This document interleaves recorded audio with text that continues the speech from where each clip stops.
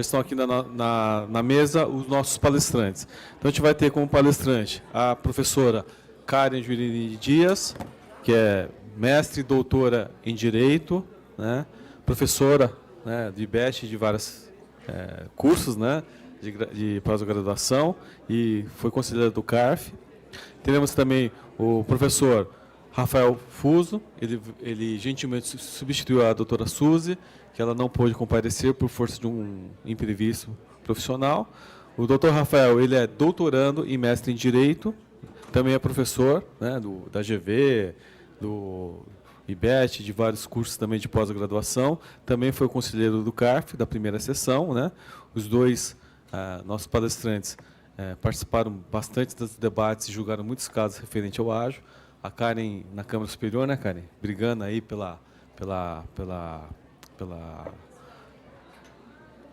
sobre essas matérias, né? Então, assim, a gente vai inverter a ordem das palestras, a pedido dos palestrantes. Então, a primeira palestra vai ser o professor Rafael Fuso. Ele vai falar das modificações referentes ao ágio e a Lei 12973 de 2014. Então, passo a palavra para o professor Rafael. Alô. Bom dia, pessoal. Bom dia. Primeiramente, queria agradecer à PET, na pessoa do Dr. Pedro Anam, muito obrigado pelo convite. Cumprimentar a doutora Karen. Eu fui pupilo dela. E por que eu pedi para inverter a ordem? Porque a doutora Karen, além de ser uma brilhante jurista, que foi conselheira, ela gosta de falar bastante. Então, se eu deixasse ela falar primeiro, ela ia falar de todos os temas de ágio aqui, esgotar, e eu ia, no final, só agradecer, bater palmas para ela e pegar o meu banquinho e ir embora. Então, eu preferi falar primeiro, até porque tem um compromisso, daqui a pouco preciso sair, mas eu vou ouvir a doutora Karen, vou ficar até o final, vou fazer perguntas para ela também, tá? Mas o meu tema aqui é o tema que está aí nas notícias de jornais há alguns anos, né? E um dia eu peguei uma página do Valor Econômico, até que eu não trouxe a página aqui, mas eu dou aula na GV sobre isso, né? Meu tema lá é ágil, planejamento tributário. E eu sempre mostro aquela foto do jornal, assim, o que a Receita Federal considera como passivo de aproveitamento do ágio, né? O ágio é uma despesa dedutível, quem aproveita é quem está no lucro real, né? E ela, basicamente, tem uma formação, né? Muito fácil de entender, uma conta matemática, né?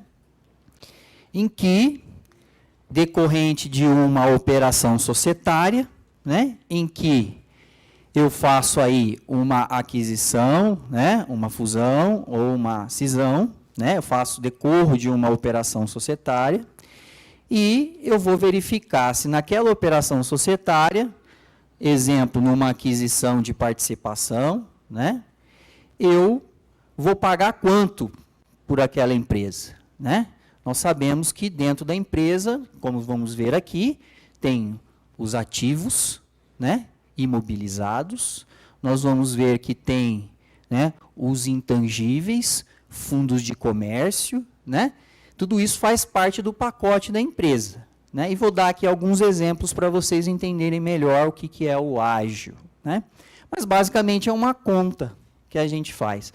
Eu vou lá fazer a aquisição da participação societária e quanto custa essa empresa? Ela custa o seu patrimônio líquido, né? Normalmente eu olho para o patrimônio líquido para verificar o valor daquela aquisição. Se eu pago mais do que ela vale, eu tenho um ágio em relação à diferença do que eu paguei e aquele valor do patrimônio líquido. Se eu pago menos, eu tenho um deságio, né? Então, nós estamos considerando aqui a questão do ágio. E quem que vai poder aproveitar este ágio? Esse ágio vai ser, em regra geral, aproveitado por aquele que fez a operação societária, adquiriu a operação, né? Adquiriu a participação societária. Então, ele vai poder aproveitar aquilo, né? Sob determinados critérios e condições, num período, né? Ele é diferido ao longo do tempo, que nós vamos ver aqui. E aquele que vendeu a participação societária, tem alguma tributação para ele? Tem. Salvo aí um período, né? Que é o artigo 36 da 10.637, né? Que teve ali uma regra de isenção em algumas operações. A regra geral é aquele que vendeu a participação societária, ele tem que pagar ganho de capital, né? Se ele vendeu na pessoa física, ele está sendo tributado na pessoa física. Se ele vendeu na pessoa jurídica, adiciona-se, paga lá o valor do ganho de capital. Então, é uma simples questão de conta, né? Mas não é tão simples assim. Primeiramente, a gente tem que entender sobre a questão dos fundamentos econômicos do ágio. Nem todos aqueles fundamentos econômicos ali é passível de dedução como despesa, né? Basicamente, nós vamos focar aqui na expectativa de rentabilidade futura. E eu vou explicar para vocês o que é isso, tá? Então, nós temos ali, naquele fundo, né, fundamento econômico do ágio, a mais-valia de ativos, valor de mercado dos bens, de ativos da coligado ou controlado, superior ou inferior ao custo registrado na contabilidade. Nós temos essa expectativa de rentabilidade futura e nós temos outras razões econômicas. Bom, o primeiro, ele fala basicamente de ativos. Então, vamos pensar num posto de gasolina. Nós vamos fazer aquisição de participação de um posto de gasolina. Nós vamos olhar o quê? O que tem de ativo ali, né? Mobilizado, por exemplo. Nós temos a bomba, nós temos a lojinha, nós temos os tanques, né? Isso aí está dentro daquela composição do preço. Nós temos a expectativa de rentabilidade futura. Essa eu vou pular. Vamos por debaixo. Fundo de comércio. O que é um fundo de comércio, né? Fundo de comércio é algo que foi agregado, né, em razão daquela atividade. Então, vamos pensar numa carteira de clientes, por exemplo, né? Eu tenho uma carteira de clientes. Então, uma carteira de clientes é considerado um fundo de comércio. E nós temos também intangíveis, que são marcas, por exemplo, a marca lá, né, que você vê lá do posto, né? Bom, isso é fundamento econômico. E o principal deles é a expectativa de rentabilidade futura, que nada mais diz do que o quanto eu vou botar no meu bolso durante um certo período ao fazer aquela operação societária, aquela aquisição, né? Então, eu vou lá, adquiro o posto de gasolina, vou fazer uma expectativa de rentabilidade futura, o quanto vou botar no meu bolso durante um determinado período. É esse o ponto principal que gera a despesa dedutível do ágio. Muito bem. Tudo isso para dizer para vocês que nós temos que fazer um marco, e esse marco é importante. Antes da Lei 12.973, nós tínhamos lá no CARF várias discussões, né? Nós vamos ver aqui os temas, né? Ágio interno, a transferência do ágio, nós vamos pensar em um laudo, né? Esse laudo que vai ser criado ou não, para tratar daquele valor da aquisição, o que tem que conter naquele laudo, né? Que informação? Será que eu tenho que colocar a expectativa de rentabilidade futura ou eu tenho que identificar o ativo, a mais-valia, né? Ou os valores dos intangíveis, o fundo de comércio? Tudo isso era passível de discussão. Veio a Lei 12.973 e veio trazer um marco. Por que veio essa lei? Porque o governo, né, o fisco, começou a observar a jurisprudência que tinha no CARF e começou a parar as arestas. O governo aprende, né, com a aplicação da norma ao fato concreto. E pegou a jurisprudência que tinha dentro do tribunal administrativo, porque é muito difícil você verificar decisões judiciais sobre isso, né? Tratar, porque é um tribunal especializado, e começou vamos criar as regras. Então, nós temos que fazer um marco. E esse marco me autoriza a dizer que antes da 12973, nós não tínhamos regras específicas que vedava, por exemplo, o ágio interno, que nós vamos tratar aqui, que dizia que eu, na hora de fazer um laudo, preciso identificar os 3 elementos da aquisição, né, da participação societária. Eu tenho que colocar os fundamentos econômicos daquele ágio. Né? O professor Schoer esteve aqui, ele tem até um livrinho sobre ágio, recomendo a leitura, é um livro muito fácil, didático, que ele fala lá que o contribuinte, antes da 12973, tinha o direito de escolha de colocar no seu laudo aquilo que era o fundamento econômico. E o que o contribuinte fazia? Escolhia o quê? Aquele que dava o direito da dedutibilidade da despesa. Colocava expectativa de rentabilidade futura. Então, eu estava fazendo uma operação de aquisição de participação societária e qual era o laudo que tinha? Tinha lá o ativo? Não. Tinha lá o fundo de comércio? Não. Tinha lá a expectativa de rentabilidade futura e sobre aquele valor o contribuinte podia deduzir em, no mínimo, 60 meses, aquela parcela do ágio. Então, num primeiro momento, antes da 12973, eu tinha lá, como valor de aquisição, 2 critérios. Era o ágio e olhava para o patrimônio líquido. Depois da lei 12973, e teve algumas mudanças, o CPC 15, né, e as normas aí contábeis número 3, eu tive a necessidade, depois vou passar para vocês a regra, de fazer uma segregação efetiva daquele valor que estava compondo o ágio. E nós vamos verificar aqui no próprio texto normativo que aquele fundamento de rentabilidade futura que o contribuinte escolhia, ele passa a ser residual, ele fica por último. Primeiro preciso fazer alguns apontamentos, a apuração efetiva de alguns fundamentos, e no final vai estar a expectativa de rentabilidade futura. Então eu começo a olhar o tal do goodwill, que é chamado de ágio, decorrente da expectativa de rentabilidade futura, apenas traduzindo para vocês.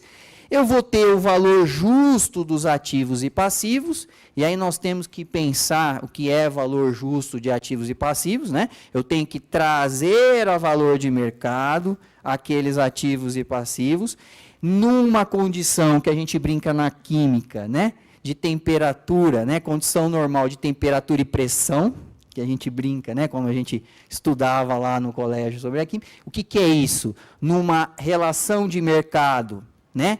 Normal, entre partes não relacionadas, para que eu possa efetivamente apurar aquele valor daquele ativo e aquele passivo, né? E olhar para o patrimônio líquido. Quer dizer, o que aparece de novo aí, né? Aparece de novo esse valor justo dos ativos e passivos, né? Que é uma atualização que eu tenho que fazer em relação ao presente. Muito bem.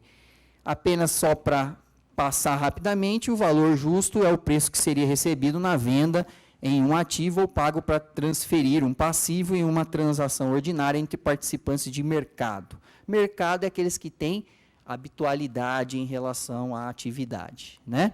Disponível para vendas aí. Mas, aonde está o ponto de mudança, né? Essa mudança, ela acontece efetivamente a partir de 1º de janeiro de 2015, né? Quando vem a Lei 12973 para aparar aquelas arestas que estavam discutindo temas lá do CARF, né? Praticamente isso. E aí nós vamos encontrar vários temas dentro disso, vários casos em que serviram para a gente modificar o ordenamento jurídico. Primeiro deles, né? Esse desdobramento do custo de aquisição, lá é antes, aqui é depois, tá? Então, o primeiro era valor de patrimônio líquido e ágio ou deságio, que será a diferença entre o custo de aquisição do investimento e o valor do que trata o patrimônio líquido. É aquilo que eu comecei falando aqui para vocês do conceito, daquela equaçãozinha matemática. Já após a Lei 12.973, ele já inclui mais um critério. O valor do patrimônio líquido e mais ou menos valia e ágio por rentabilidade futura, que corresponde à diferença entre o custo de aquisição do investimento e o somatório dos valores que tratam o inciso 1 e 2. Aqui nós temos mais ou menos valia já tratando aqui. Então, esse desdobramento do custo, ele passa, né, dentro do parágrafo 5º, quando ele fala de aquisição de participação societária sujeita à avaliação pelo valor do patrimônio líquido, exige o reconhecimento e a mensuração, e lá está no inciso 1, primeiramente, dos ativos identificados, adquiridos, e dos passivos assumidos a valor justo. Por que isso, gente? Teve um caso que foi julgado no CARF, é um caso do posto Ali Combustíveis, né? Aquela bandeira Ali Combustíveis, ela pertencia ao grupo Repsol. Houve uma operação de troca de ações entre a Petrobras, que queria entrar na Argentina, e entre a Ali, que era do grupo argentino e espanhol, que estava querendo entrar no Brasil no ramo de distribuição de combustíveis. Esta operação, o seu auditor fiscal, quando verificou aquela aquisição da operação, a troca de ações, a entrada no mercado, né, ele apurou o seguinte: olha, tem um ágio aqui, né, dessa operação. Todavia, esse ágio, ele é tudo fundo de comércio. Ele foi para o extremismo. E o contribuinte apresenta um laudo dizendo, não, isso aqui é expectativa de rentabilidade futura. Então, quando eu tenho ali, cumulado num problema, né, dizendo, olha, o que tem dentro daquela operação societária? Tem ativo? Tem. Tem fundo de comércio? Tem. Mas também tem expectativa de rentabilidade futura. E por conta disso, se o auditor fiscal tivesse olhado e falado, desculpa, esse seu laudo não pode ser tudo expectativa de rentabilidade futura, mas uma parte sim. Agora, as outras partes são decorrentes de ágio, mas não aquele ágio de expectativa de rentabilidade futura. É o ágio do ativo, é o ágio do fundo do comércio, é decorrente de outro fundamento econômico. Se ele tivesse feito isso, o auto não cairia. Mas o auto caiu porque ele foi ao extremo. Ele foi lá e optou por considerar todo aquele valor de despesa que estava sendo deduzido pelo contribuinte como fundo de comércio. Então, essa exigência trazida pela 12.973 é exatamente para identificar quais são os outros fundamentos econômicos e deixar a expectativa de rentabilidade futura por último. Porque aqui no inciso 2 fala, posteriormente, do ágio por rentabilidade futura ou do ganho proveniente de compra vantajosa. Então, fica por último, dentro da operação societária. Primeiro eu tenho que fazer o que é ativos, mais-valia, a valor justo, os ativos e passivos, para depois eu apurar a expectativa de rentabilidade futura. Teve um embate, que foi engraçado, num congresso, participei da mesa, o doutor Choeire com o doutor Ricardo Mariz de Oliveira, tratando exatamente deste ponto. O Choeire falava, olha, a norma lá não me proibia e não me mandava fazer nada, então é um direito de escolha, eu podia ir lá e fazer um laudo de expectativa de rentabilidade futura. E o doutor Mariz falava, não, aqui não é a casa da mãe Joana, né? É um critério que se tem que apontar a realidade. O critério tem que se olhar também o valor dos ativos, o valor do fundo de comércio, apurar tudo. E depois depois é o que está errado. Porque lá na primeira norma, que falava do artigo 20 do Decreto-Lei 1598, não tinha esta ordem necessária. E por isso que o contribuinte podia optar. Ok? Então, o primeiro grande avanço para acabar com esse problema aí, né? Que tinha a expectativa e rentabilidade futura, cabe em qualquer lugar. Para o fisco, ele aparou as arestas e trouxe na 12973 a exigência de ficar por último. Primeiro apura os ativos, fundo de comércio, intangível, depois fica a expectativa de rentabilidade futura. Bom, ademais, nós temos um problema do laudo. Antes, lá no artigo 20 do Decreto-Lei 1598, ele falava aqui no parágrafo 3º o seguinte: o lançamento com os fundamentos de que tratam as letras A e B, que é o valor de mercados do bem e do ativo, e o valor de rentabilidade das coligadas ou controladas, deverá ser baseado em demonstração. Demonstração é um demonstrativo. Então, poderia, por exemplo, usar uma planilha, um PowerPoint? Poderia. Mas, imagina você sentado numa mesa julgadora, que aparece lá um valor de ágio de 500 milhões, e você fala, puxa, está aqui uma planilha, está aqui algumas informações, mas eu não tenho, efetivamente, a segurança de dizer que aquele valor era real. E o que o fisco fazia? Ele impugnava de forma genérica, porque o fisco não tinha condições de adentrar aos critérios, por exemplo, que esses tipos de apuração, para falar, olha, aquilo é real ou não é real? Será que aquele valor que eu vou botar no meu bolso num período é aquele que está lá naquela planilha, naquele demonstrativo? Por isso que no julgamento dava-se muito peso ao laudo.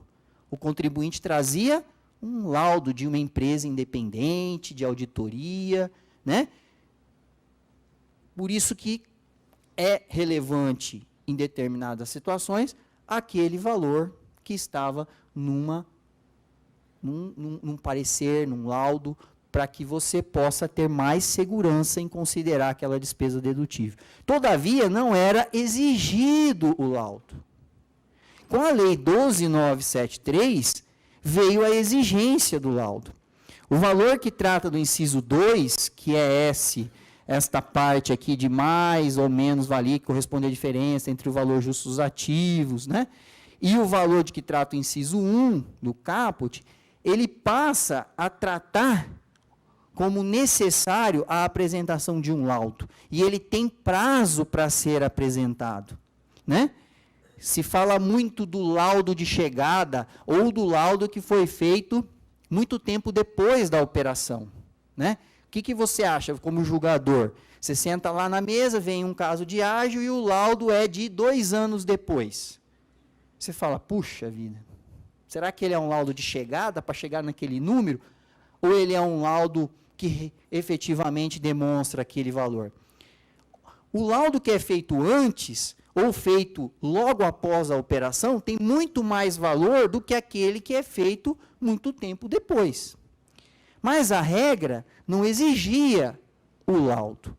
Isso foi uma construção da jurisprudência. Agora, aqui está expresso.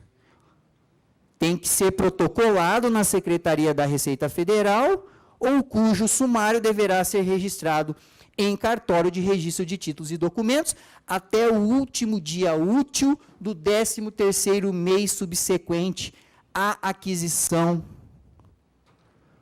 da participação. E aí eu faço aqui uma indagação a vocês, que eu fui dando aula recentemente na turma do MBA de Fundação Getúlio Vargas. Um aluno me perguntou, falou, professor, vamos fazer o seguinte, a operação aconteceu lá em 2013, não tinha ainda regra, não estava vigente, não estava nada. E eu estou aproveitando o tal do ágio. Ou vou começar a aproveitar o tal do ágio. Né? Porque o fisco, se você vai lá e apura um ágio e fica lá na sua contabilidade e você não deduz como despesa, o fisco não faz nada. O fisco começa a atuar quando você começa a deduzir aquilo como despesa, quando você começa a aproveitar. Né? Porque não tem lógica, o fisco vai olhar, não, olha, mas espera aí, eu não aproveitei ainda, eu não sei se eu vou aproveitar ou não. Então, o fisco olha a partir do momento que você começa a aproveitar. Aí ele veio falar, olha, vamos pensar aqui, eu tenho lá uma operação. E agora, eu estou aproveitando o ágio. Aí vem o fisco, bate na minha porta e diz assim, olha, cadê o seu laudo? Eu vou falar para ele, olha, eu fiz isso aqui quando ainda estava na 12, antes da 12973. Não, mas olha, você está aproveitando o ágio agora, eu queria dar uma olhada no seu laudo para ver, né?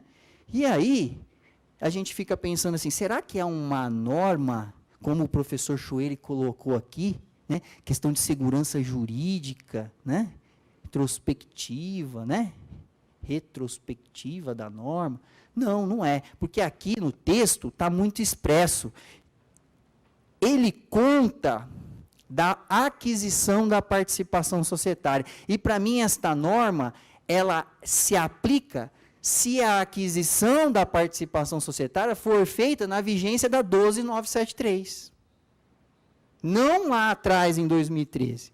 Então, a partir do momento que eu fiz a operação da aquisição societária na vigência da 12973, eu estaria obrigado a apresentar este laudo para comprovar o ágio. Ok? Muito bem. Terceiro tema. Ágio interno. Ágio interno não tinha norma exigindo e proibindo a operação feita dentro do mesmo grupo econômico. Nós temos vários casos que estão pendentes de julgamento, né?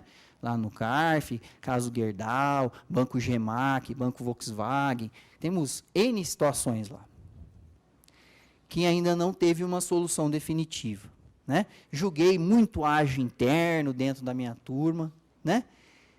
Ágio interno é aquele que a operação se faz dentro do mesmo grupo, e aí tem uma discussão. Olha, será que aquele valor daquela operação, ele é real? Mas acho que não, hein? Porque, poxa, tem lá um controlador que vai ditar a regra do jogo. Eu vou pegar aqui a minha participação societária, vou subscrever na outra, vou passar para baixo, saio de controlador direto, vou para controlador indireto. E a definição do valor? A definição do valor a gente faz um laudo. E aí, o fisco começou a combater isso no que sentido?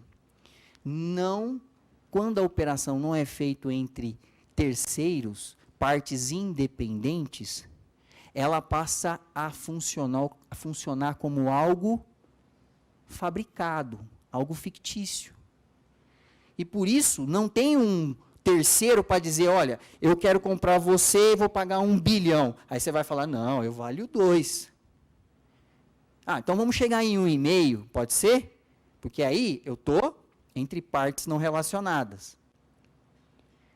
Nesse momento, se eu aceito os 2, ou os 3, ou os 4 bilhões, vai dizer, não, não teve aí o arm's length, que é um princípio usado entre partes não relacionadas, muito comum, né, em controle de preço de transferência, em outras operações. Então, começou o fisco a discutir que aquele valor poderia ser algo fabricado, algo fictício, que não seria real. E o ágio interno não tinha proibição. Então, o que os julgadores começaram a adotar a postura? Olha, precisamos olhar se tem propósito negocial. Se aquela operação que eles estão fazendo realmente tem algum fundamento, tem propósito, tem qual é o motivo de fazer aquilo. Começaram a olhar para este campo. E aceitaram, por exemplo, no caso do banco GM, né, que pudesse aproveitar o ágio. Lá em 2008, quando a indústria americana estava ruim, né, de automóveis, o governo americano foi lá e mandou um dinheiro lá para recuperar. Só que o governo americano falou o quê? Eu empresto dinheiro para a indústria, mas eu não empresto dinheiro para banco. E o banco estava debaixo da indústria, o que eles precisaram fazer? Tirar o banco debaixo da indústria. Isso aconteceu no mundo, com a Volks, aconteceu com a GM. Quando eu tiro ele de baixo, fizeram o quê? Uma avaliação dos ativos, das operações. E aí gerou um ágio. E foi aproveitado dentro do mesmo grupo. Então, Você fala assim, nossa, mas teve propósito? Teve. Naquele caso, os conselheiros entenderam que teve propósito negocial. Então, o ágio interno, antes, não era vedado. Agora, com a 12973, passou a ser vedado. Ele é proibido. No caso de aquisição de controle de outra empresa, na qual se detinha participação societária anterior, o contribuinte deve observar as seguintes disposições, né? A exigência está nessas exigências aqui, lá no artigo 21 já tem a participação societária adquirida com ágio por rentabilidade futura decorrente de aquisição de participação societária entre partes não dependentes. Esta é a vedação, está no 21. Não pode ser aproveitado o ágio com partes relacionadas.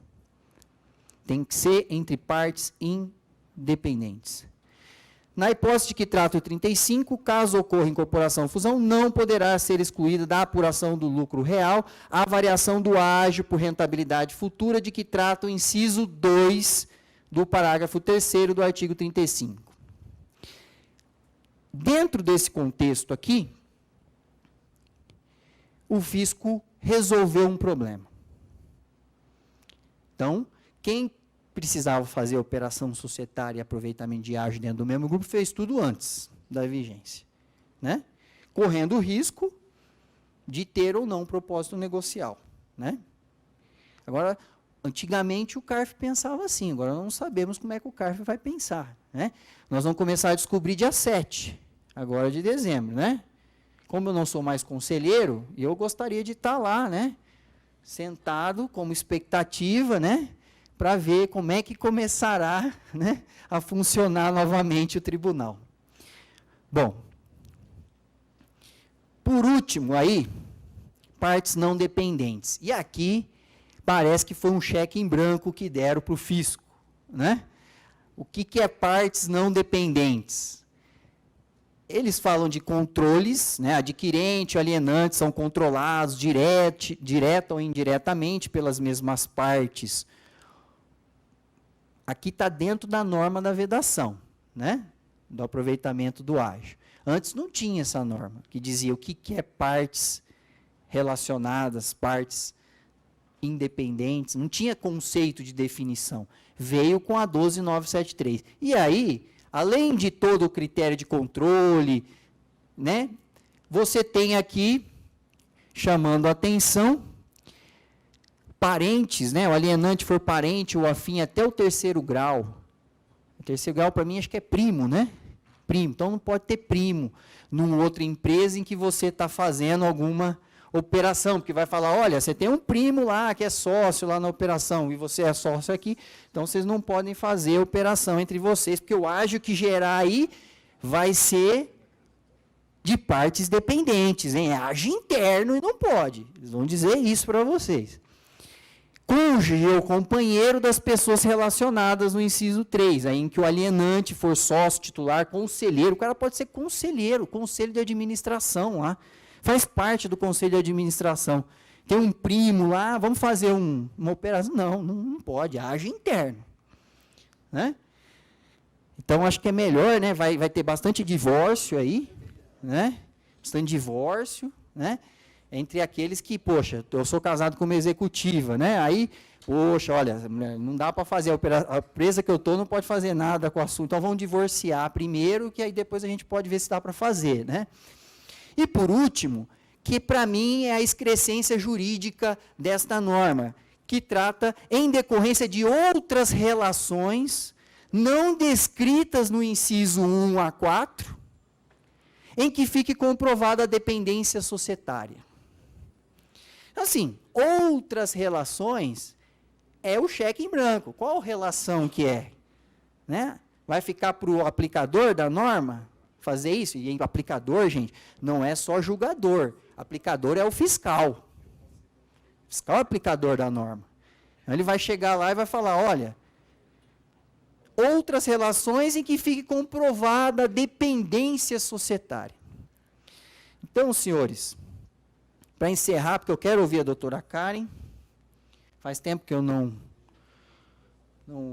ouço a doutora Karen falar. ressaltando que o tribunal tem 90 anos de existência, a doutora Karen deve estar uns 30 lá, né? Ficou uns 30 anos, doutora?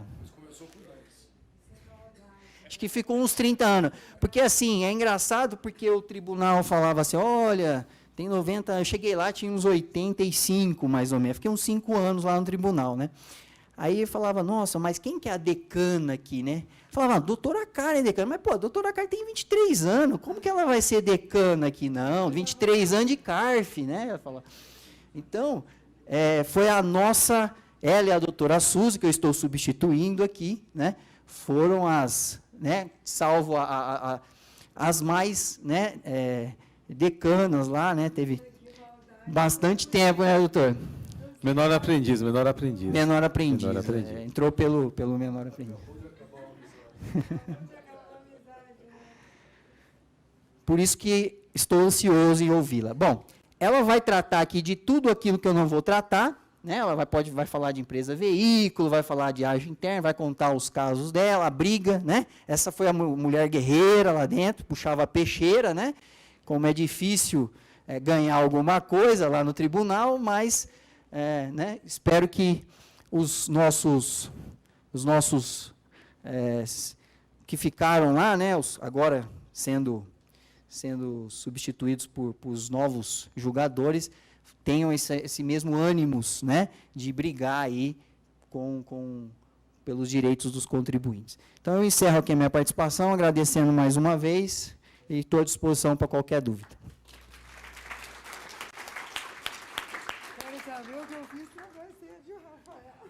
Obrigado, professor Rafael. O Rafael, como sempre, ele gosta de dar uma cutucada justamente para fomentar a discussão, né? Mas acho que ele pegou pesado, mas tudo bem, né? Karen, mas você pode, né? Pode sim. Então, vamos passar a palavra para a doutora Karen. Ela vai falar também de ágio, vai falar de empresa veículo, né? E vai falar de outras questões relevantes ali, referente a essa matéria. Então, Karen, passa a sua palavra. Bom dia a todos. Eu vou tentar ser breve. Eu tenho uma apresentação extensa, mas como o professor Rafael já falou grande parte, eu vou pular. Apenas um esclarecimento para o professor Rafael, é que eu entrei menininha lá. Tinha acabado de nascer, viu, Rafael? Bom, vamos lá.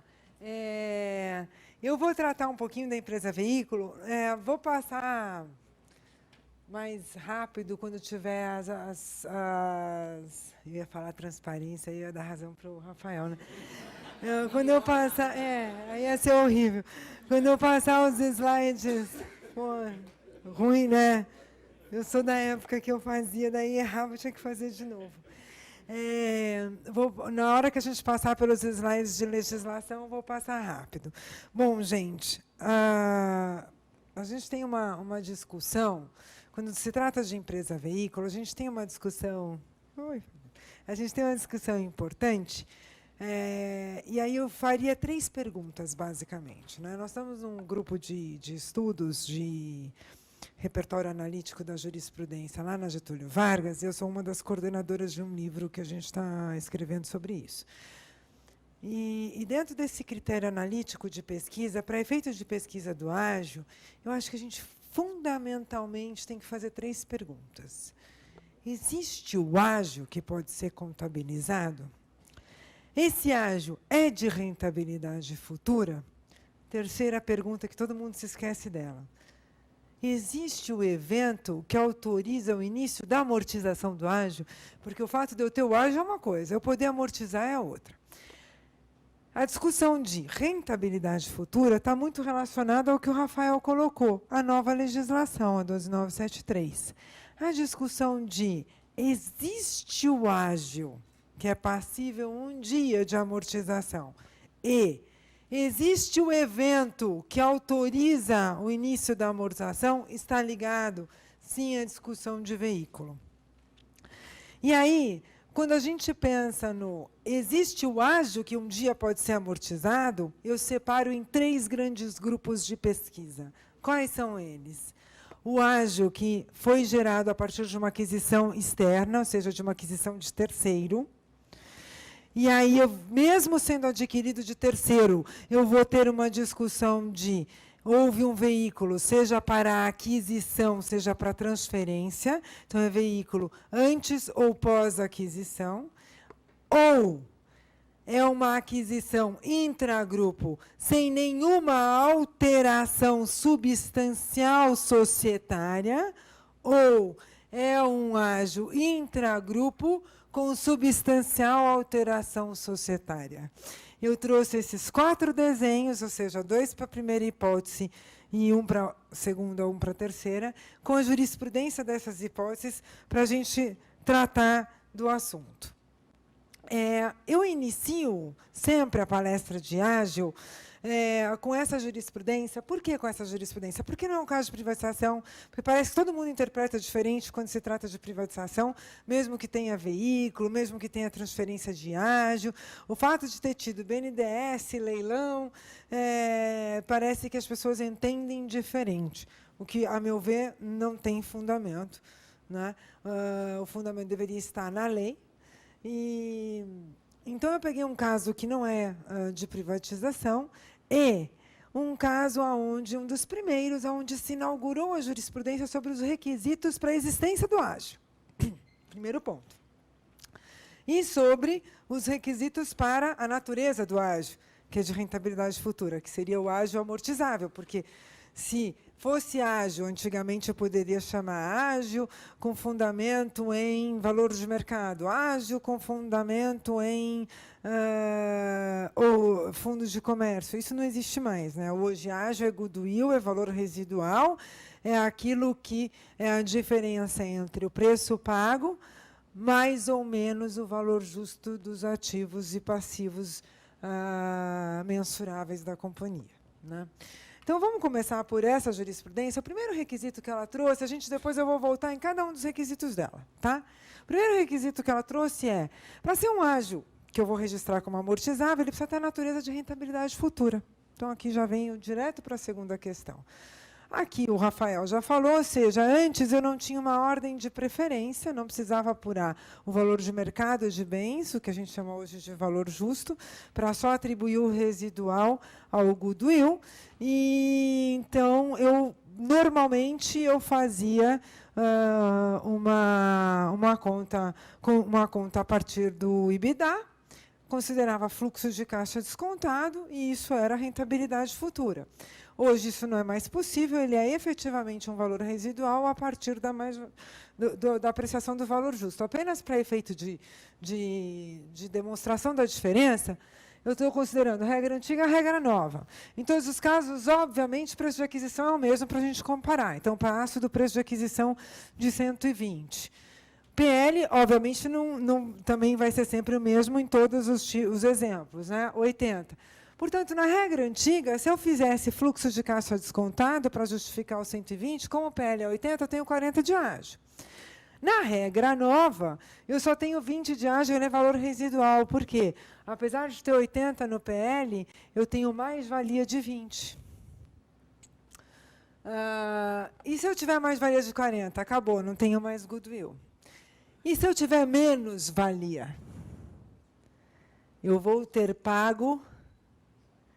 Eu vou ter pago com deságio.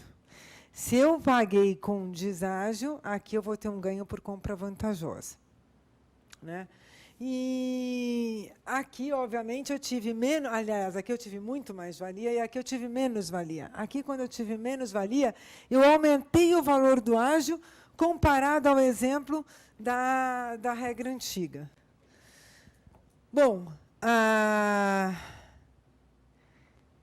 eu não tinha tanto essa discussão, porque, normalmente, se tivesse laudo, se aceitava os laudos. A gente tem alguma jurisprudência que contestou.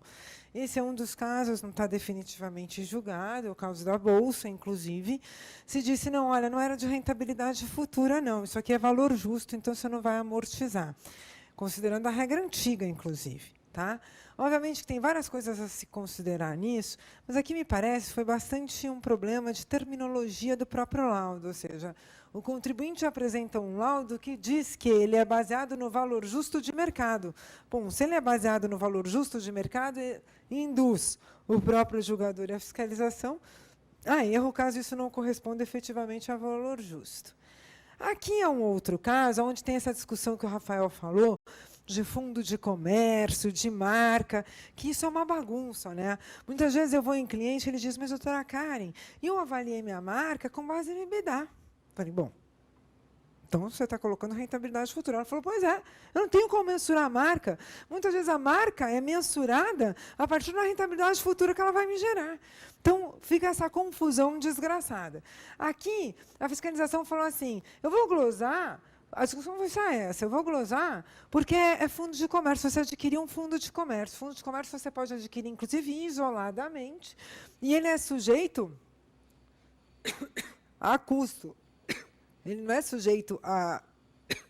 sujeito à amortização por rentabilidade futura. O que disse o julgado, que também está pendente de recurso ainda? O julgado disse, olha, o laudo tem a linguagem própria, você não contesta a linguagem do laudo. E se ele fez o cálculo a partir do EBITDA, e se eu não tinha ordem de preferência de valor justo, portanto, eu não era obrigado a mensurar o fundo de comércio, ele entrava no cálculo de toda a combinação de negócios que está sendo adquirida, então está correta a avaliação e esse haja de rentabilidade futura. Segundo requisito, lisura na avaliação da empresa, que é a questão do laudo, que não é assunto de veículo, eu não vou tratar aqui, o Rafael já tratou, eu só vou contar um caso de problema, que está dando isso agora, né? A empresa só é obrigada a considerar primeiro o valor justo e o residual de goodwill a partir de 2015. O que acontece? Eu tenho aquisições de 2014, cuja incorporação vai ocorrer até 2017, e que, portanto, fica na regra antiga, onde ele vai ter dois laudos.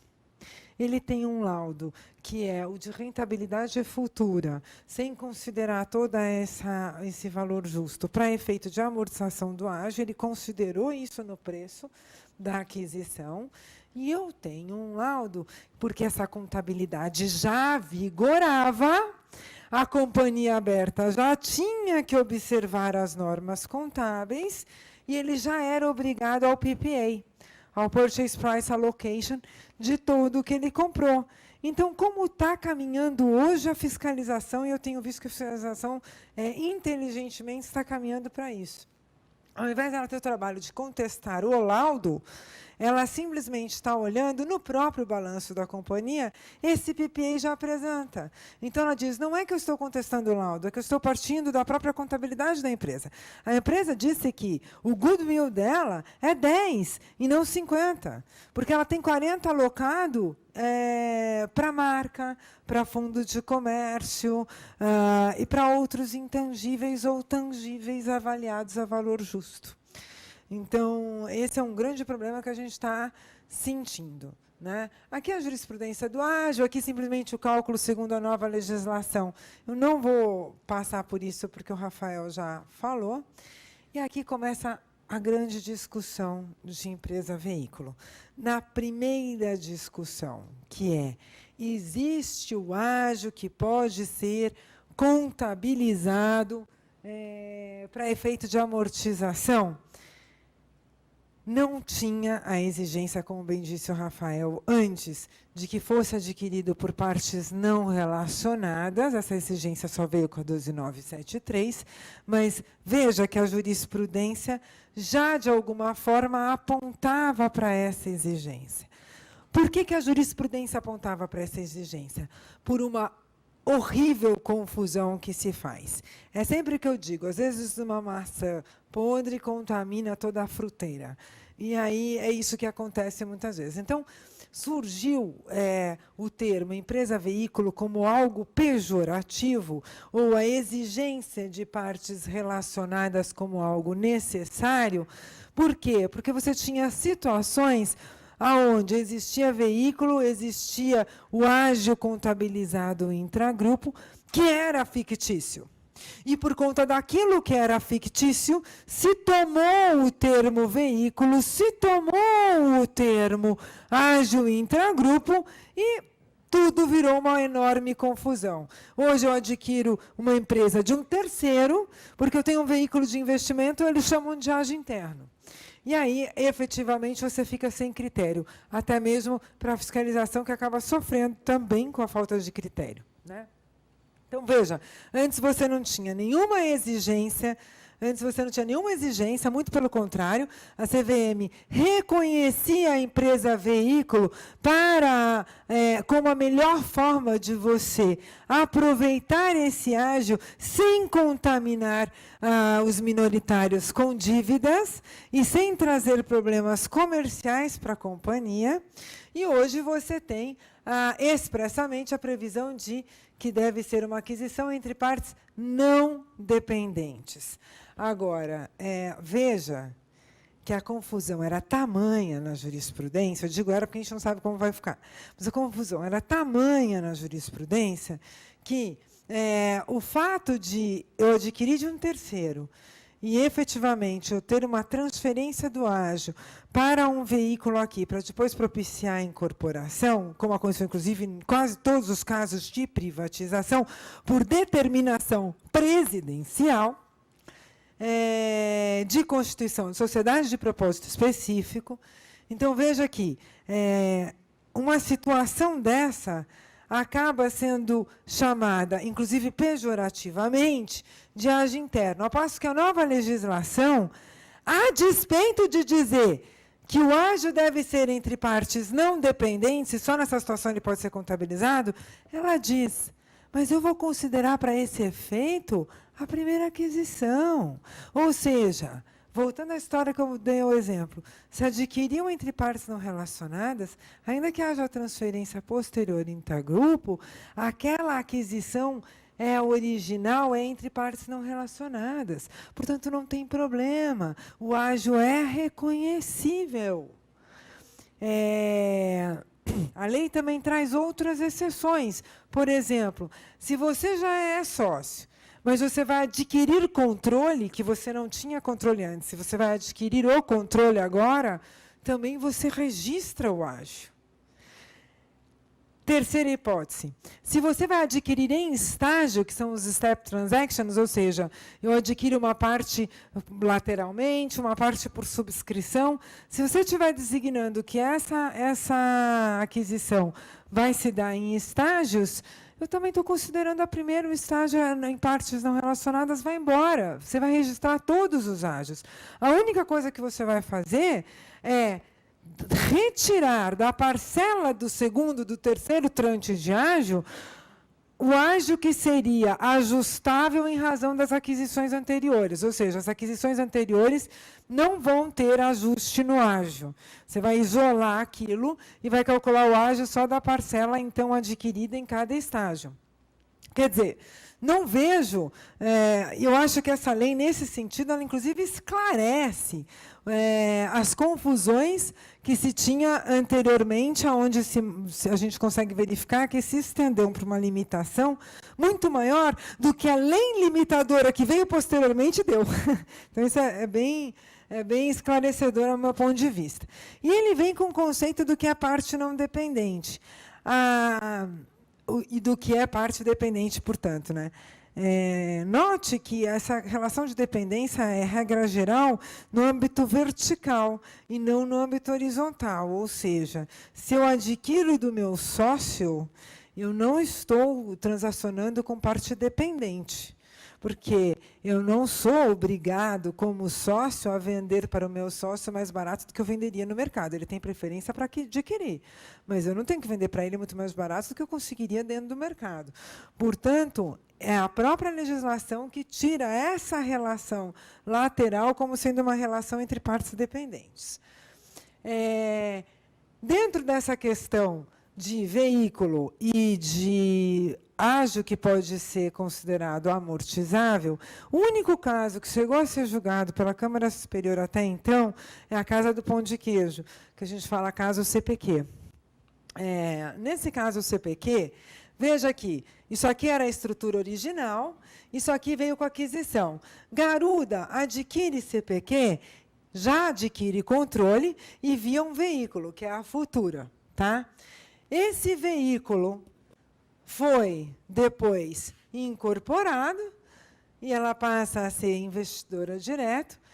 e isso foi objeto de autuação e já caiu na Câmara Baixa, não sendo sequer objeto de recurso especial. Depois, vejam que ela já tinha adquirido o controle, depois ela vem e adquire mais 20%, totalizando 70% da participação dela dentro da Casa do Pão de Queijo. A situação que a gente tem aqui é uma situação que hoje, como eu já tenho controle, eu estou adquirindo de novo, é uma situação que hoje daria o ágio que eu não poderia registrar, que seria o ágio interno, né? A não ser que eu tivesse previsão de que eu ia adquirir em estágios. Aí eu poderia. Como naquela época eu não tinha necessidade de ter a previsão de que eu ia adquirir em estágios, isso aqui também não foi sequer objeto de autuação. Tá? O que a autuação discute é o seguinte: nessa primeira aquisição, como ela compra deles, ela paga o dinheiro para o sócio. Nessa segunda aqui, eles transformaram a CNM em capital aberto e ele faz uma subscrição com ágio. E aí a discussão que chegou na Câmara Superior foi se subscrição com ágio pode dar o ágio rentabilidade futura. E se entendeu que sim. Veja só, é completamente diferente a subscrição que eu uso para baixar, fazer drop-down de ativos e simplesmente reavaliar esses ativos de uma subscrição onde eu não posso diluir os demais sócios indevidamente. Portanto, eu aumento o capital com ágio na minha participação. Senão, eu diluo indevidamente os demais sócios. Isso foi dado provimento, foi dito que a subscrição de ações é uma forma, sim, de aquisição. Aqui a gente tem também uma questão que é uma discussão que se teve, onde o fisco atuou por várias razões. E a decisão, inclusive, é de um auditor fiscal muito bom, competentíssimo. A discussão falou o seguinte: não tem problema de ter sucessivas incorporações de veículos. Também não tem problema se ágio intergrupo. Também não tem problema transferir o ágio. Tudo isso está dito na decisão.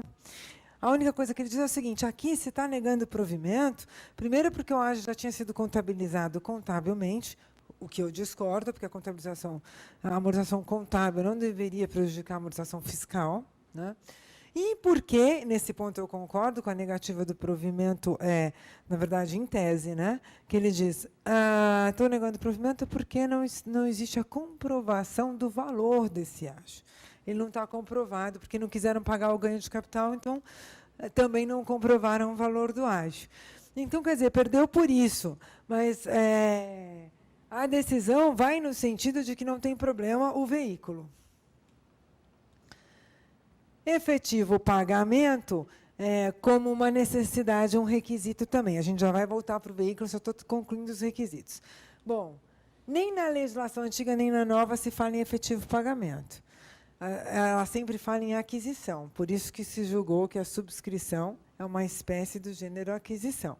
Agora, existem subscrições e subscrições, e é nisso que a gente vai chegar. Por exemplo, no caso de incorporação de ações, se entendeu que sim, que haveria aquisição e que o ágio era, sim, mensurável, né? Esse é o caso MS. No caso de ágio pago no exterior, ou seja, eu adquiri no exterior, não existiria a contrapartida do outro lado do ganho de capital, né? E esse equilíbrio que o fisco exige não se encontra. Então, nesse acórdão, por unanimidade, não se aceitou o ágio registrado com base em aquisição no exterior. Acho que é um dos poucos julgados que a gente tem com essa discussão. Agora, veja, completamente diferente, estamos falando de empresa veículo. Completamente diferente é o caso de subscrição, onde não existe um aumento de capital por pagamento. Não que eu exija pagamento, mas onde eu não tenho nenhum fundamento econômico para essa subscrição. E não sou da teoria de propósito negocial nem nada disso, mas é que, se a gente for no direito civil, o que aconteceu aqui, na verdade, é nada mais, nada menos do que uma mera reavaliação de ativos. Qual é essa situação? Essa situação eu tenho sócios A, B e C, que têm participação aqui na recorrente. eles constituem uma empresa aqui no meio do caminho e aportam capital nessa empresa com a participação deles na recorrente. Essa empresa aqui, isso aqui é porque para não dar problema para esse C, isso aqui não precisava nem existir, mas não importa. Eles criaram uma outra empresa, essa de capital aberto, subscrevem as ações, capital aberto não, SA, subscrevem as ações emitidas pela recorrente com ágio, SA porque tem a discussão que é ilimitada, você não registra ágio. Então, eles já tornaram essas daqui SA para poder registrar o ágio aqui. Subscrevem a participação da recorrente, ou seja, a mesma participação. Vamos voltar? Eles participavam direto na recorrente. Como eles não são SA, eles têm que criar SA aqui para poder contabilizar ágio e passar para B a recorrente. Então, eu pego, ao invés de eu investir direto, eu passo a investir indiretamente. O que é que eu fiz? Adquiri alguma coisa? Não. Pus dinheiro na companhia? Não. A companhia cresceu? Não.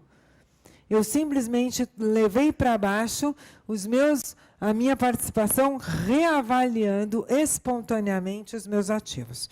Essa reavaliação espontânea não tinha ganho de capital, era diferida ao dia de São Nunca. Aí vem aqui, ao dia da confusão patrimonial. Aí vem aqui, essa empresa aqui incorpora o veículo. Aliás, a recorrente incorpora o veículo. Então, eu daria o evento que gera a amortização do ágio, que é investida e investidor se confundem. Como eles consideram que esse é o investidor, esse aqui é incorporado pela investida, que é a recorrente, e passa a gerar despesa de ágio. Ou seja, no D0, ele participa da recorrente, sem nenhum esforço, sem nada a ser efetivamente alterado. No D1, ele participa indiretamente da recorrente e gerou uma grande despesa de amortização de ágio, né? Esse, para mim, é o problema. O que acontece? A utilização desse tipo de expediente causa esse monte de divergência e confusão no momento da aprolação dos acórdãos. Esse é um acórdão, como vocês podem ver, formalizado agora, em um julgamento, obviamente, muito recente, né, do ano passado. E ele diz o seguinte: primeiro, ele tem um obiter dictum aqui, que para mim isso é um obiter dictum, do relator, dizendo que o fato de passar de A para B, de B para C, de C para D, e assim sucessivamente, invalidaria. Não é a transferência, a meu ver, que invalida, mas isso é uma posição pessoal, né? Aquela transferência que eu falei para vocês, de um ágio que tem fundamento, obviamente que a transferência ele se mantém no fundamento. Aqui não. Aqui ele diz que não tem. Tá? Não, mas não é esse a parte que foi efetivamente julgada, né? E aí ele diz que esse ágio é um ágio artificial, construído a partir de uma reorganização societária artificial. Ele também diz que o fato de ser intragrupo não podia, mas aonde eu percebi que ele foi acompanhado, inclusive, pelas conclusões, foi aqui. Ágio construído a partir de uma reorganização societária artificial. E, nesse caso, foi, inclusive, mantida a qualificação da penalidade. Nesse outro caso aqui, não me lembro, acho que foi lançado sem multa qualificada, o que, a meu ver, aqui também poderia ter sido mantida a qualificação, mas parece que não foi nem lançado com multa qualificada. É uma situação idêntica a esse caso que eu reportei para os senhores, e, nesse caso aqui, o relator ele vem com a tese do propósito negocial, do abuso de direito, de Marco Aurélio Greco, etc., a acusação é um pouquinho mais objetiva. A acusação diz o seguinte: não houve pagamento, não houve esforço, não houve sequer transferência de participação societária. E a declaração de voto mostra a posição da turma julgadora. Diz: olha, nós acompanhamos pelas conclusões que a gente é contra essa tese de propósito negocial, a gente é contra essa tese de abuso de direito, e a gente é contra essa tese de que, se for intragrupo, no sentido que eles estão usando, não pode ter amortização do ágio. Até porque eu tenho as situações de subscrição, como na Casa do Pão de Queijo, julgado pela Câmara Superior praticamente a unanimidade, se não a unanimidade.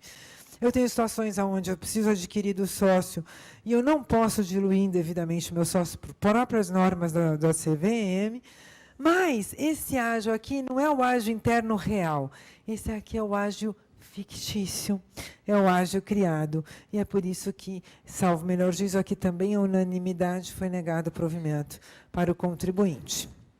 Completamente diferente é a situação de empresa-veículo para aquisição ou para a venda.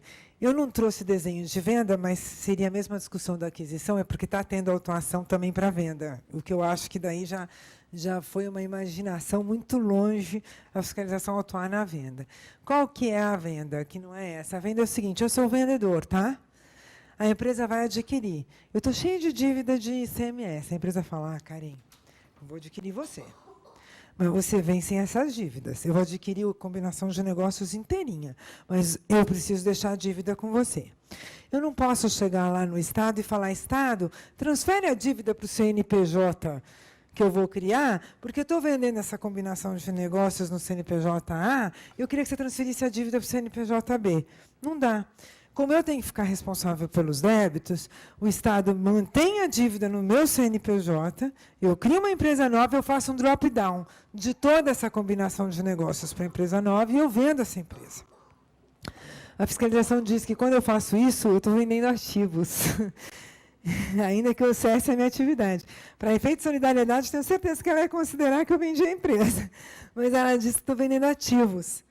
Né? E ela ainda coloca solidário. O vendedor e o comprador dizendo que estão fazendo isso para criar situação de ágio, onde, na verdade, eu desconheço quem queira comprar a empresa que tem dívida, senão por drop-down para a empresa de baixo. Ele não vai herdar o CNPJ que tem problema. Aqui já é diferente, é uma criação de veículo para investimento. Isto é um instrumento atípico, um negócio jurídico indireto com função típica no direito civil, aceita e regulada anos a fio pela Comissão de Valores Mobiliários. Tá? É uma situação onde eu sou investidor. Eu e o Rafael vamos investir numa companhia. Como o Rafael, de vez em quando, dá muita bola fora comigo, eu não sei se vai dar certo eu ficar sócia do Rafael. Então, eu viro para o Rafael e digo o seguinte, Rafael, eu não vou investir direto no negócio com você. Ou porque eu tenho uma questão de centralizar o poder, eu e ele, contra o Pedro e deixar o Pedro minoritário.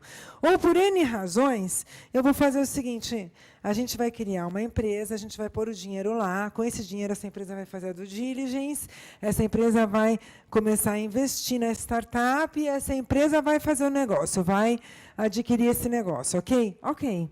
Então, é isso que a gente faz. O fulano aporta recursos na empresa B. A empresa B adquire a empresa C. Aí, C, que é a investida, incorpora a sua investidora, que é um veículo de A, e passa a amortizar o ágio. Nessa questão, a gente vai entrar para as duas perguntas que eu fiz, a primeira e a última, que é, esse ágio é registrado? Tem fundamento? Tem. Foi uma aquisição de terceiro, teve pagamento do preço, tem fundamento. Se não tiver discussão sobre a natureza e o valor, ele tem fundamento. Tá. Eu registro em A ou em B esse ágio? E a última questão é, o evento que autoriza a amortização desse ágio é a incorporação de B, ou C deveria incorporar A, ou A incorporar C? Por que surgiu essa discussão?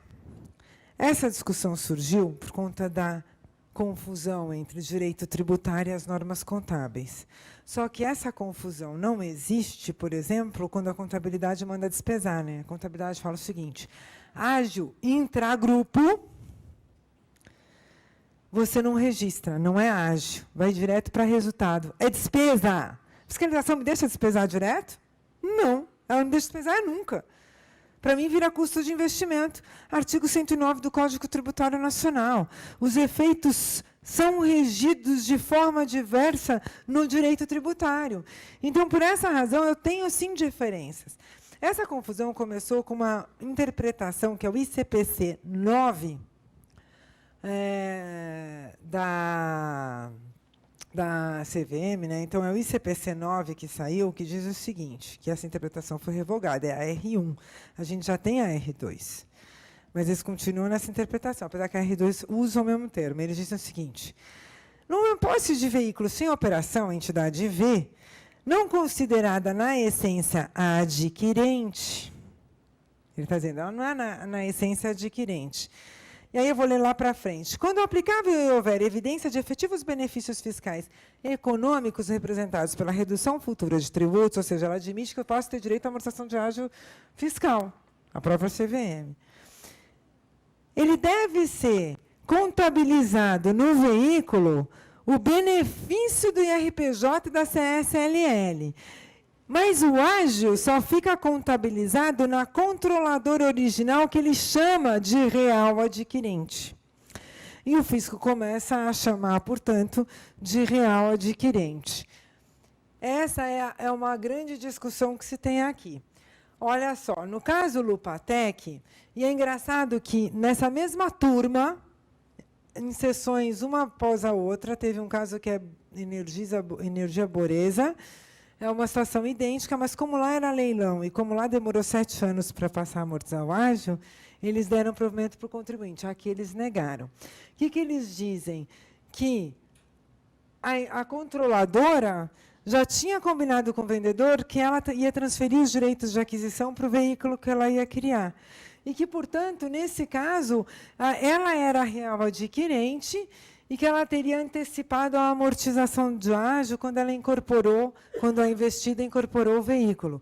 Isso ela chama de antecipação, porque depois é incorporada a própria controladora. Mas ela diz, você não podia aqui antecipar essa amortização do ágio. Caso Multiplan, é idêntico, foi julgado em outra Câmara, para os senhores entenderem como isso não foi resolvido até hoje, dificilmente será resolvido. Caso Multiplan, eles falam o seguinte, a acusação diz o seguinte, ela pegou um documento, ela junta um documento nos autos, e nesse documento juntado nos autos, a controladora está combinando com a vendedora de que ela vai transferir os direitos para o veículo poder adquirir.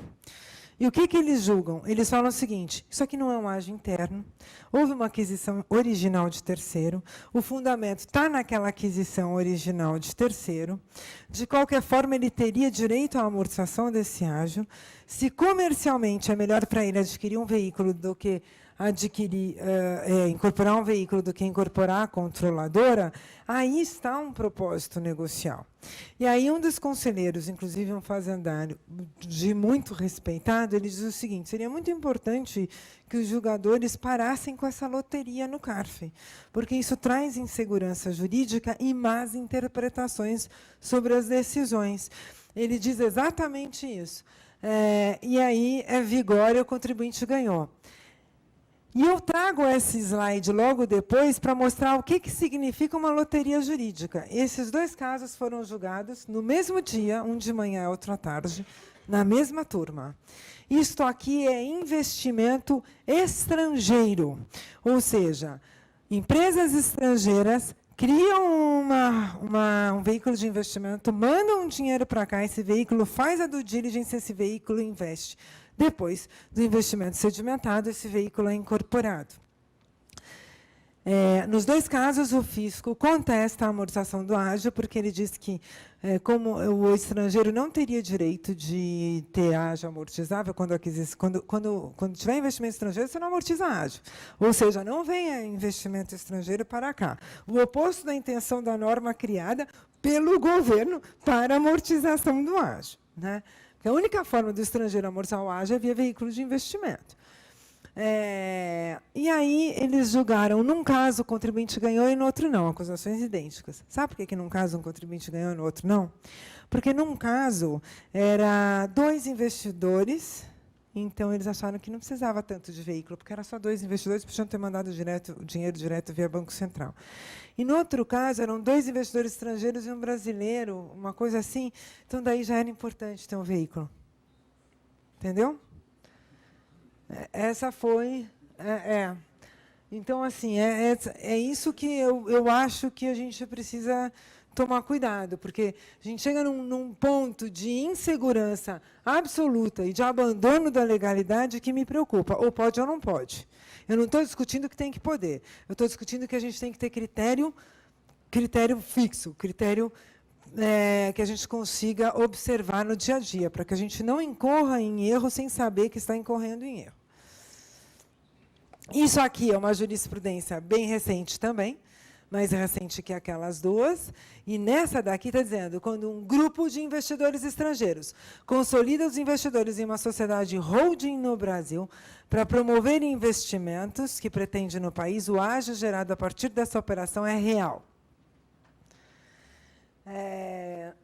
Então, veículo para aquisição, eu acho que é o mais tranquilo.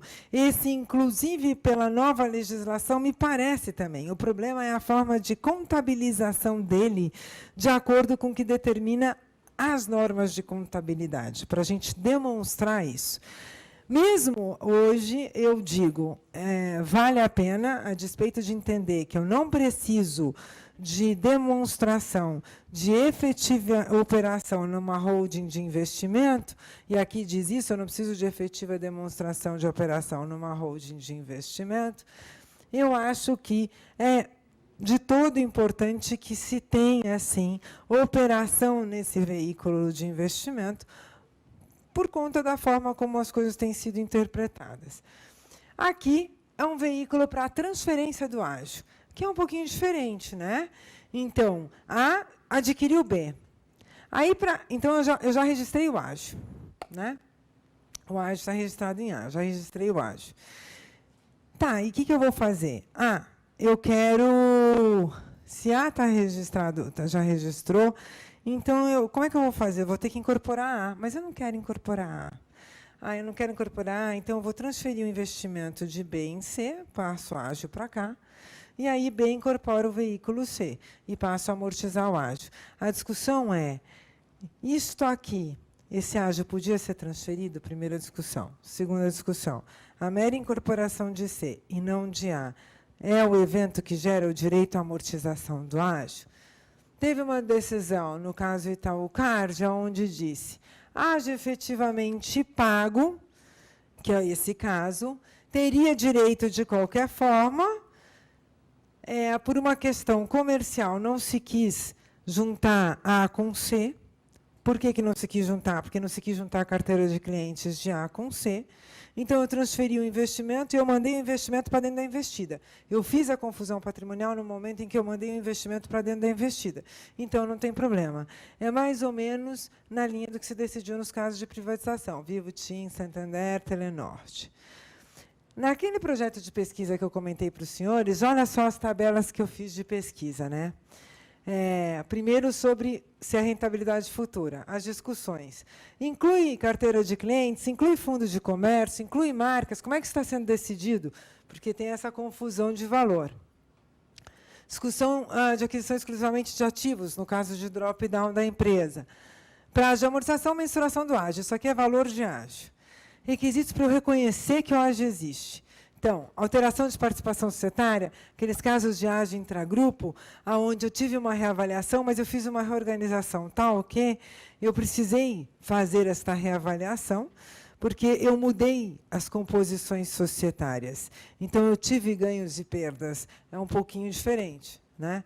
Tem pagamento em numerário, tem com subscrição mediante aumento de capital, né? E aqui a diferença é partes relacionadas, partes não relacionadas, veículo para venda ou para aquisição, que é esse que eu acho mais fácil, e veículo para transferência, que é o que tem gerado mais problema, até porque no de transferência dizem que aproveitar-se-ia o ágio em duplicidade, porque ele ficaria registrado na mãe e na holding. Eu entendo que não, porque na medida em que você amortizar esse ágio, isso vai para resultado, afeta, por equivalência, o PL da controladora. E aqui, o evento que autoriza a amortização do ágio. Só a incorporação da veículo, necessidade de propósito negocial não tributário para a utilização de veículo, necessidade de propósito negocial não tributário para fusão, cisão ou incorporação, evento que gera a amortização de ágio, que isso a gente está fazendo a pesquisa para ver quantos estão usando essa necessidade de propósito negocial. E incorporação da holding da sociedade adquirida, né, que são as formas de pesquisa.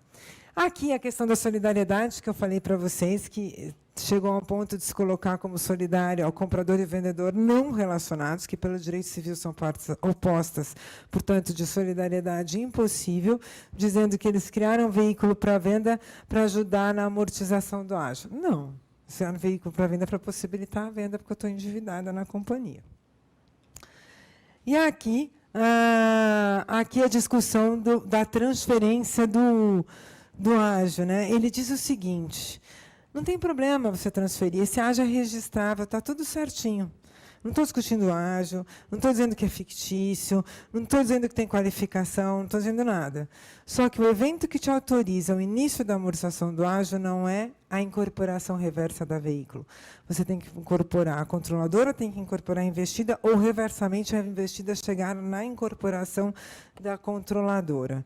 Isso decidiu esse acórdão. Como os senhores podem ver, essa decisão ainda não está, essa situação, de fato, não está sedimentada. Também não está sedimentado se aplica multa qualificada ou não.